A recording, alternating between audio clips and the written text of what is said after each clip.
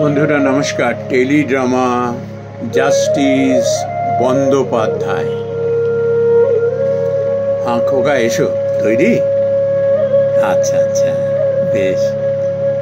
তোমার মা না তোমায় যে নামটা রেখেছেন না, বড় সঠিক রেখেছেন, জয়মাল্য বন্দ্যোপাধ্যায়। আজ তোমার মায়ের আশীর্বাদই হয়তো তোমার এই জয়মাল্য তোমার গলায় চড়েছে গো। আজ মানুষটা বেঁচে থাকলে কত খুশি হতেন বলো তো। খোকা, একটা কথা মনে রেখো, আমি তো ডিস্ট্রিক্ট আদালতের পার বেরোতে পারিনি। তুমি হাইকোর্ট থেকে সুপ্রিম কোর্টের জাজ হয়ে যাচ্ছ। কালকে তুমি সেখানে জয়েন করবে। মানুষের জীবনে না এই সৌভাগ্য খুব কমই জোটে।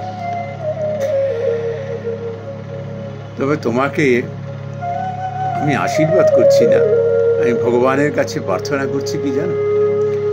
ওম বাং মে মনসি প্রতিষ্ঠিতা মনো মে বাচি প্রতিষ্ঠিতা। তোমার মন মুখ এক হোক। একটা কথা তোমাকে আরেকটু স্মরণ করিয়ে দিই, ঠাকুর শ্রী রামকৃষ্ণ দেবের কামিনী কাঞ্চন, ওটা থেকে না দূরে থাকবে। তাবর তাবর সব মানুষ, তাদের বিদ্যা বুদ্ধির অভাব নেই, কিন্তু ওইটিতেই না ফেসে গেছে, জীবন তছনছ হয়ে গেছে। আর একটি কথা বলছি, সত্যমেব জয়তে, এটা মনে রেখো। সত্যের জয় হবেই হবে, আজ না হয় কাল। আমার সব থেকে ভালো লাগছে কি জানো? তুমি আমার সন্তান হয়েও আমি বলছি যে তোমার মতো একটি ছেলে আজ সুপ্রিম কোর্টের বিচারপতি হতে চলেছে।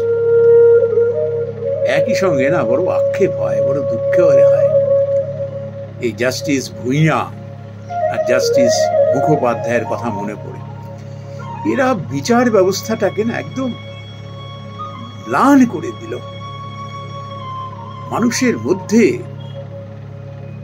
যেটা কি অবিশ্বাস ঢুকিয়ে দিয়ে গেল, নিজেদের ক্ষুদ্র স্বার্থের জন্য।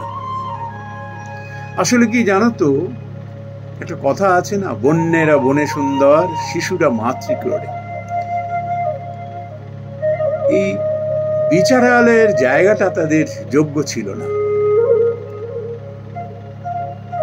সংস্কার আর কোথায় যাবে বলো? ওই জন্য ভগবান না এদের ঠিক সময় মতো তুলে নিয়েছেন, নাহলে কত মানুষের, দেশের, দশের যে এরা অমঙ্গল করত।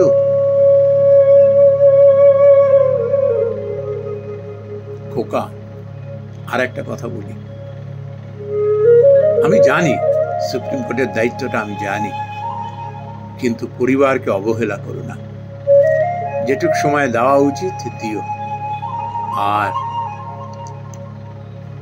বৌমার কাছেও পরামর্শ নিও।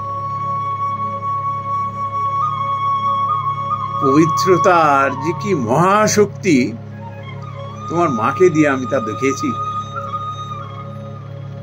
বৌমার দিকে খেয়াল রেখো। যখন কোনো সংকটে পড়বে, কোন একটা ডিসিশন নিতে কিন্তু করছো, বৌমার সঙ্গে ডিসকাশন করো।